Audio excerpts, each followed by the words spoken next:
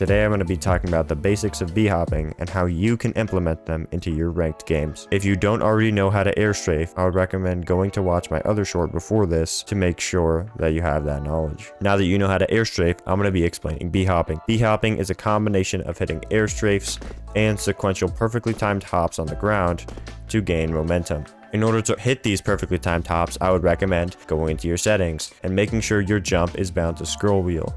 I have my scroll wheel bound via the console, so this says space here, but I assure you I'm using my scroll wheel. This is going to make it much easier to hit these sequential hops at a perfect timing. Just practice hopping like this. If you focus on my hand models, you can see them bump up a bit when I land. However, if I hit b-hops, they do not do that animation. Now, you need to combine airstrafes like so into these sequential hops.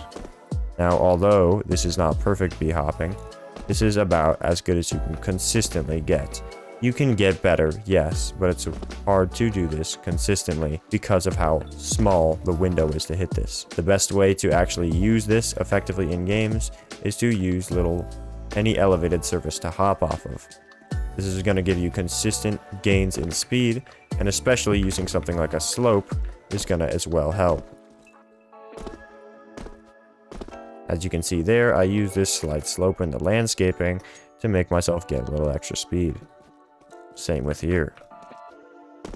Now that you know basic ways to utilize it, you can go around in your matches and experiment with what works for you.